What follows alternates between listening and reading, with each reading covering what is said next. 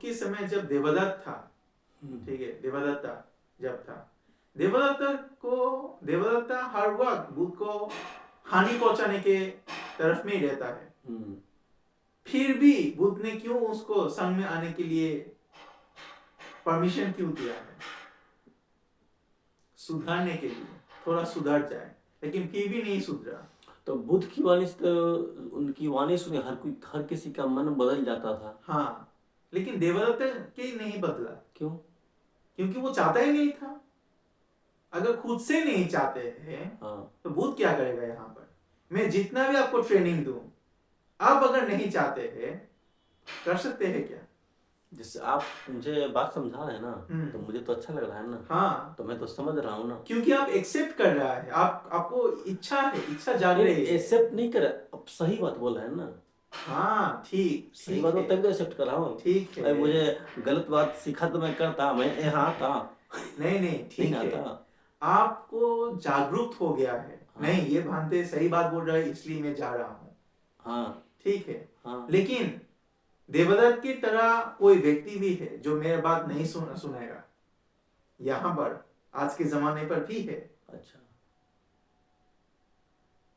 क्योंकि उसको नेगेटिव, मैं जो पॉजिटिव बात कर रहा हूं, उसको उसके कान पर नेगेटिव सोच रहा है, ये नेगेटिव सोचना हो रहा है, क्योंकि उसके मन की मैल नहीं निकल रहा है।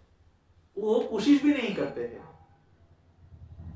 देवदत्त कोशिश नहीं किया, इसलिए बुद्ध जितना भी देखना दे, वो नहीं हो सकता।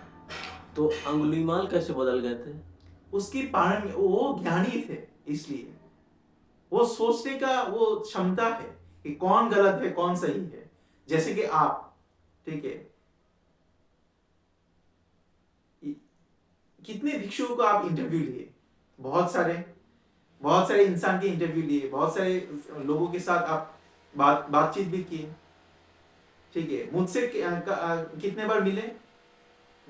पहली बार पटना, दूसरे बार आपके परिवार के साथ यहाँ पर। धीरे धीरे आप आते रहे, क्योंकि मन आपके पास वो ज्ञान है कि कौन सही है कौन गलत है, क्या सही है क्या गलत है। इंसान के पास अगर ये चीज नहीं होता है तो वो जागरूक नहीं होगा। देवदत्त को ये चीज भी मालूम नहीं था कि कौन बुद्ध सही है या गलत है। उसको सिर्फ हानि पहुंचाने का सिर्फ इच्छा था, इसलिए उसको पता ही नहीं था कि कौन सही है कौन गलत है, क्या सही है क्या गलत है, मैं जो कर रहा हूं सही है क्या गलत, ये बुद्ध ही नहीं था। लेकिन अंगुली माल जितना भी वो 999 का कत्ल किया, उसके पास बुद्धि था, ज्ञान था कि कौन सही है कौन गलत है। मैंने क्या गलत किया, मैंने कौन सा गलत काम किया, ये सूचना खुद को देना है। इस तरह की बुद्धि एक इंसान को अगर हो जाए तो वो सही रास्ते पर चला जा सकता है। तो किसी व्यक्ति का बात का प्रभाव ही तो होता है। हाँ, तो सिर्फ बात सुनने से उसका मन बदल जाता है। तो तथागत गौतम बुद्ध तो बहुत हजारों लाखों लोगों का धम्म देशना दी से अब बहुत लोगों का मन उनका बदल गया, उनका जीवन लाइफ स्टाइल भी चेंज हो गया था। तो ऐसा तो उनके साथ भी हो सकता था, तो क्यों नहीं हुआ? कौन? देवदत्त। हाँ, क्योंकि वो जन्म से ही वो उसका हानि पहुंचाने का ही हानि पहुंचाते रहते हैं, जन्म से। ठीक है, इस जन्म पे भी पिछले जन्म पे भी ये हानि पहुंचाते, इसलिए इस जन्म पे भी हानि पहुंचाएंगे, इस जन्म पे भी हानि पहुंचाते, भविष्य भी हानि पहुंचाएंगे। तो उसका हैबिट है ये, इसलिए उसको सही या गलत की ज्ञान नहीं है उसको। तो बौद्धिज्म में तो पुनर्जन्म में विश्वास नहीं किया जाता है। नहीं, ये नहीं है। हाँ, सकाया दृष्टि। हाँ, अच्छा। उसिता दृष्टि, ससता दृष्टि है, 3 धारणे की दृष्टि है यहाँ पर।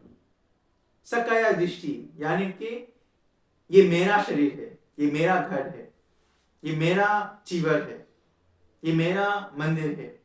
सकाया दृष्टि, ये मैं जो अहंकार हूं, ये सकाया दृष्टि है।